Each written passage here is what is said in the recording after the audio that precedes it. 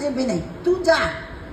କିନ୍ତୁ ପ୍ରକୃତର ସେ ଯେ ନିମାଇଁ ଛୋଟ ପିଲାଟିଏ, ତା ମନରେ ଭଗବାନଙ୍କ ପ୍ରତି ଅସୀମ ଗୋଟେ ବିଶ୍ୱାସ ଆସିଗଲା ଯେ ହଁ ପ୍ରକୃତର ଭଗବାନ ଅଛନ୍ତି, ଭଗବାନ ବୋଲି କିଏ ଜଣେ ଅଛନ୍ତି ଯିଏକି ସବୁବେଳେ ମୋତେ ସାହାଯ୍ୟ କରୁଛନ୍ତି।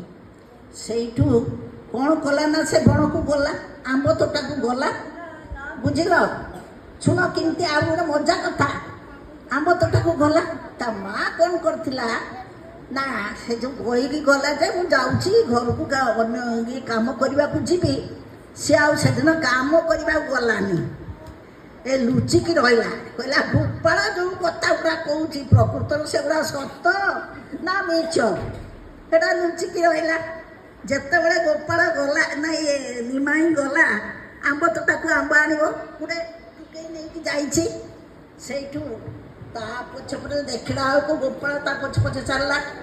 ତା ମା ଦେଖୁଛି, ତା ମା ତା ପଛେ ପଛେ ଗଲା।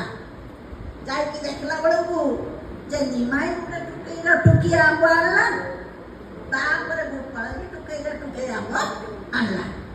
ଯେ ନିମାଇଁ ତାର ମୁଣ୍ଡର ଉଣ୍ଡେଇକି ଆଣିଲା ଆମ୍ବ, ଗୋପାଳ ବି ସେଇରକମ ମୁଣ୍ଡ ଟୁକେଇର ଟୁକେଇ ମୁଣ୍ଡେଇକି ଆଣିଲା।